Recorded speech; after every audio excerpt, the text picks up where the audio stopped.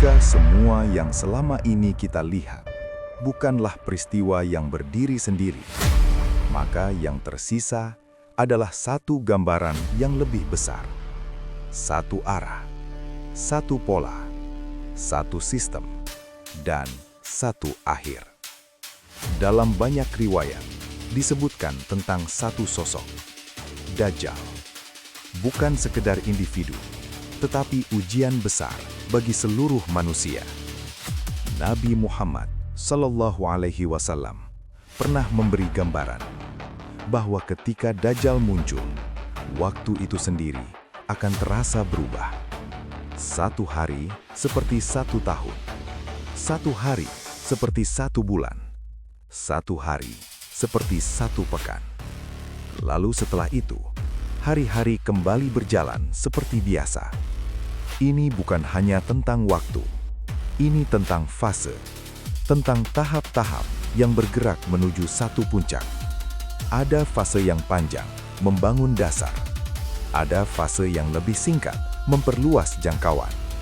Dan ada fase terakhir, fase ketika semuanya menyatu dalam satu bentuk kendali.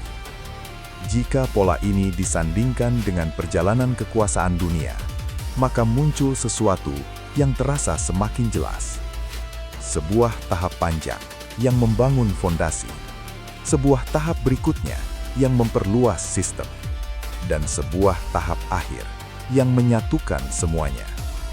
Dalam kitab Wahyu, disebutkan tentang sebuah masa ketika manusia tidak dapat membeli dan tidak dapat menjual kecuali dengan sebuah tanda.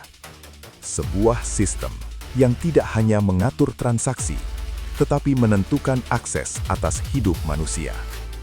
Dan di sana disebut pula sebuah angka, 666.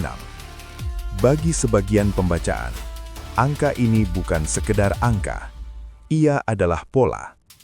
600 fase panjang, 60 fase percepatan, 6 fase penutup. Fase ketika sistem mencapai bentuknya yang paling halus, paling rapi, dan paling sempurna. Pada titik itu, kendali tidak lagi terasa sebagai paksaan. Ia hadir sebagai kebutuhan. Manusia tidak merasa dipaksa untuk tunduk. Ia merasa tidak punya alasan untuk menolak. Karena hidupnya, aksesnya, keamanannya, kenyamanannya, semuanya telah terhubung ke dalam satu jaringan yang sama. Dan disitulah ujian mencapai puncaknya. Ini bukan lagi soal siapa yang paling kuat, bukan lagi soal siapa yang paling berkuasa. Ini soal siapa yang masih mampu melihat dengan jernih ketika kebatilan datang dengan wajah kebenaran. Karena pada fase ini, yang diuji bukan hanya akal, yang diuji adalah iman. Dan yang paling berbahaya, bukan ketika kebenaran disembunyikan. Yang paling berbahaya adalah ketika kebatilan terlihat wajar, terdengar masuk akal, dan diterima sebagai kebutuhan. Di titik itu, manusia harus memilih, bukan berdasarkan arus, bukan berdasarkan rasa aman, bukan berdasarkan apa yang sedang dimenangkan dunia, tetapi berdasarkan apa yang ia yakini benar. Karena pada akhirnya, ini bukan hanya tentang akhir zaman. Ini tentang siapa yang tetap teguh ketika hampir semua memilih tunduk. Siapa yang tetap melihat ketika hampir semua telah dibutakan.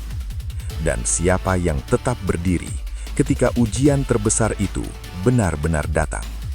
Sebab ketika saat itu tiba, yang membedakan manusia bukan apa yang ia miliki, bukan apa yang ia kuasai, bukan seberapa dekat ia dengan sistem, melainkan apa yang ia imani.